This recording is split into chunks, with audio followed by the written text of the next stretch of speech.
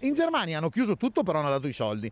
In Italia, se non ci sono i soldi, non chiudere tutto. Se l'Italia non può permetterselo, il governo non chiuda tutto. E lo j'accuse di Gio Formaggio, consigliere regionale veneto, ex sindaco sceriffo di Albettone e, per tradizione familiare, ristoratore del Basso Vicentino.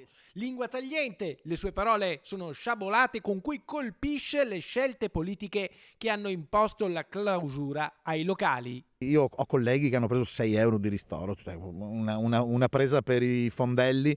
Neanche il coperto. Neanche il coperto, bravo. E tante attività chiuderanno, non apriranno più. Gente che si è fatto un mutuo per poter sopravvivere quest'anno. È bruttissimo, perché il mutuo si fa per fare il locale nuovo, non per pagare i rifiuti che non hai usato, per pagare le bollette che il fisso in un ristorante è alto.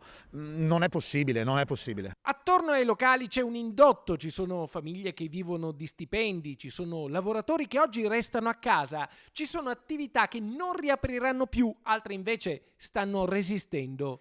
Oggi Gio Formaggio si rivolge al governo e ai sindaci perché ristoranti, bar e negozi vengano aiutati a rimettersi in piedi. Zero spese per i plateatici, di tirare via totalmente la tassa sui rifiuti, insomma andare incontro, perché quello che mi spaventa ancora più del Covid è che appena finirà il Covid gli amministratori non si ricorderanno più che c'è stato un anno e mezzo di chiusura totale che ha fatto indebitare i ristoratori e i baristi, e cominciano a rimettere i plateatici, rimettere tutti i balzelli che se ti trovo 10 minuti dopo ti do la multa. Quindi dobbiamo ricordarci di questo periodo per essere propositivi e aiutare i commercianti anche quando non ci sarà più il Covid, perché adesso hanno veramente sofferto.